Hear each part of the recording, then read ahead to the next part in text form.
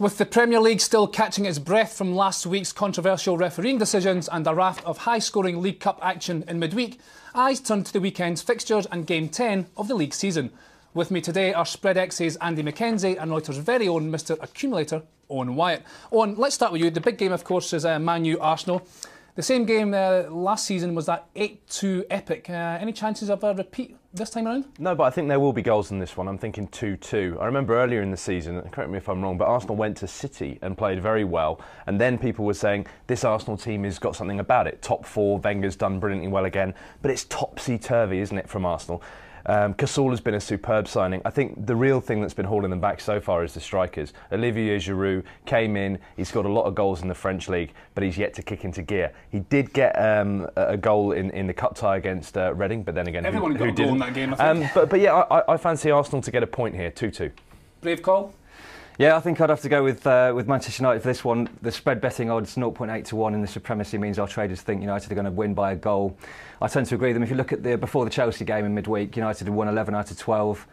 Great run of form. They'd scored 30 goals in those 11 games, so in goal scoring form, in winning form. Arsenal, obviously the big win in midweek, coming back from 4-0 down, incredible. Before that though, they'd only won 1 in 3. They had a little hiccup in the Champions League against Schalke, lost away at Norwich. Only scored 1 goal in 3 games there. So maybe going through a little bit of a blip, as you say, the strike is maybe letting them down. So again, I think goals will probably be in this game. Lots of buyers of goals already with SpreadX at 3.3. We're actually hoping for a 0-0 draw because we took a hammering in the week with the highest. We lost over £300,000 on those 2 games. Well, that's spread bettors love that's goals. the way it often works out. I mean, in midweek we had 7-5 the Arsenal game and was it 5-4 Man U. Yep. 21 goals in 2 games. It's got 0-0 all over it, hasn't it? Yeah, 12 to 1 for 0-0. So maybe a bit of value to be had there. But our punters certainly think there's going to be goals. I tend to agree with Owen. I think it'll be probably a high-scoring goal, but a high-scoring game. United to win, I think. If we're talking goals, Owen, all eyes will be on a certain Robin van Persie.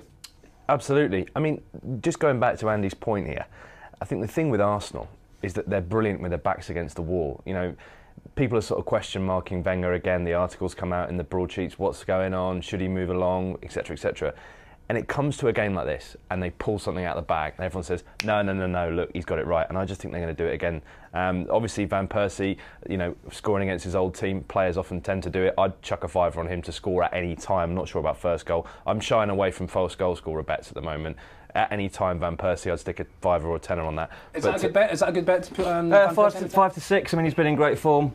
Perhaps not the best odds there, but against his old club, it always happens, doesn't it? A player comes back to haunt their old team. Player goal minutes wise, I don't think our spreads are out, but I guess he'd be in the low 30s, so you could buy his goal minutes at around 33, 35. So I think we'll have a lot of punters doing that as well. Another big game this weekend, Liverpool-Newcastle, and of course in the past this has produced some classic games and lots of goals. The way Liverpool are playing at home, pretty poor, but Newcastle haven't won away all season. Yeah, I mean, it's something's got to give here, isn't it? Because Liverpool have won 1 at home in the league. In fact, if you go back for last season as well, they've only won 2 of the last 10 at home at Anfield, which is terrible for a team of Liverpool standards. Newcastle as well, though, they've had a very slow start to the season. They had a very good season last season. People are expecting them to try and get up and running early, but they've struggled a little bit. There's only 1 game where they've actually scored more than 2 goals in a game this season. So again, they've been struggling to find the net with regularity, not won away from home all season. I think this has got a draw written all over it. The spreads actually think Liverpool are quite favourites here, 1 to 1.2, which in my own personal view, not of SpreadX's, I think that's a little bit high. So I'd perhaps be looking to sell on that, maybe looking at a draw here. Oh, and last time I spoke to you about Liverpool, I think you said that they would be in a relegation battle this season. Do you still stand by that? I said, actually, just to correct you, I said that they're more likely to be in a relegation battle than they are to qualify for the Champions League, and I stand by that. And I also very much stand by my prediction about Aston Villa. I mean, they are in dire straits, absolutely appalling. I watched them last week. But no, Liverpool, again, I agree here. I'd go for a draw. I just don't fancy them to get anything more than a point out of this one. Goals are obviously Liverpool's problem. I think Luis Suarez is up amongst the top goal scorers, but he can't do it all on his own, can he? No, I mean, the decision to get rid of Andy Carroll remains one of the most bizarre of last summer.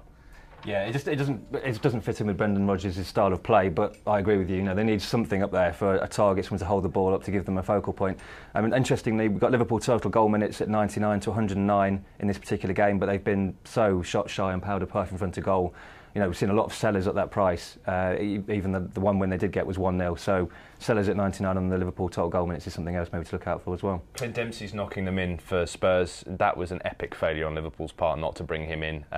He'll get 10, 15 goals, no problem. Yeah. You mentioned Aston Villa, Owen. They're away at Sunderland this weekend. Now, as a Celtic man, it's an interesting one. We've got Martin O'Neill, the manager of one team, and his prodigy Paul Lambert, obviously Aston Villa. How do you see that one going? This one's going to crawl all the way through till about the 80th minute and 0-0, and then this will be a Sunderland sucker punch on around. Neither team can score goals. It'll be a 1-0 Sunderland sucker punch in like the 85th minute, and it's just going to get like I followed Fulham through seasons when they were on a similar trajectory to what Villa are on now, and we had Chris Coleman in charge of us. It's just one sucker punch after the next. You get dragged right down to the last 3 weeks, and then you have to scrap for survival.